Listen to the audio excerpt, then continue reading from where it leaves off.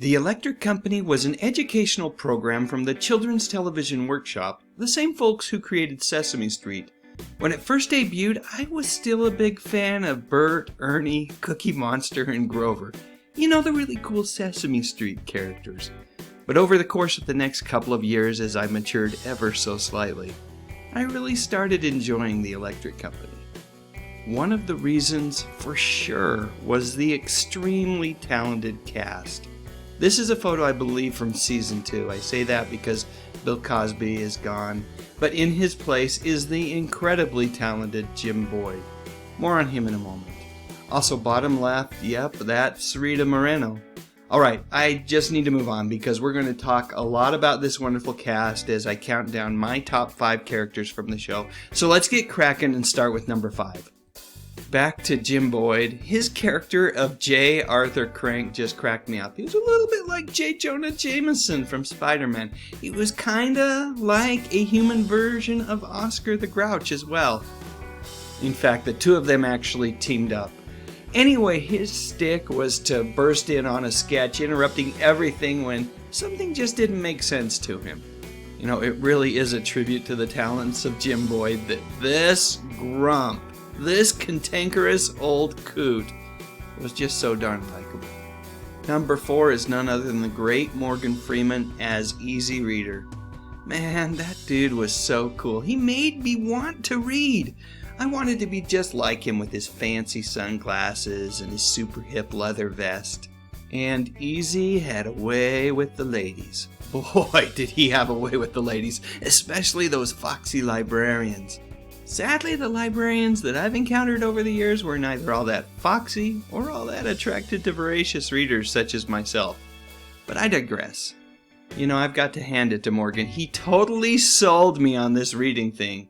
If I wasn't a believer beforehand, I certainly was after seeing how cool it made Easy Reader, and would certainly make me. I think the only guy cooler than Easy Reader in the 70s was the Fonz. But that's another topic for another day. On to number 3. Coming in at the 3rd spot is Skip Hynant as Fargo North Decoder. He was a detective of sorts, a self-proclaimed world's most famous decoder of messages. The character was slightly reminiscent of Inspector Clouseau from those Pink Panther movies. And in case after case, North would have to decode and or unscramble messages. Not sure why the frog needs to be flown to London in this sketch, but you get my drift. Watching these clips again, and yes, you can find a bunch on YouTube, you can really see why these were so much fun. There's a rhythm to them, as there is with most good comedy sketches. A comedic beat, if you will. Anyway, they're fun. And the character definitely had its fans. So much so, in fact, that Fargo North, along with Easy Reader, was the most marketed of all the original Electric Company characters. Notice how I say original there? More on that in a moment. I had the book and record there. I didn't have the game. It looks like fun, though. If anyone ever played the game, I'd love to hear about it in the comments section. Alright, let's keep counting down. Number 2 is Jennifer of the Jungle, played by, and I know I'm going to mess up her name, but I've got to try, Judy Graubart. Anyway, this lady was so funny. And you know what? Just like in all of her sketches, Judy seems so nice. And to make things even better, Jennifer had a gorilla companion named Paul. Inside the suit was J. Arthur Crank himself, Jim Boyd. I always thought Judy could have been on Saturday Night Live or SCTV. She just had that kind of star quality. Instead, she showed up on a bunch of commercials during the 70s. I think advertisers realized that Judy's trademark niceness really made her seem like she was a friend, someone you could trust to tell you what laundry detergent works best, or which eye drops are most effective. Jennifer of the Jungle and Paul also made an appearance in the Spidey Super Stories comic book, but I'm getting ahead of myself because I've already let the cat out of the bag.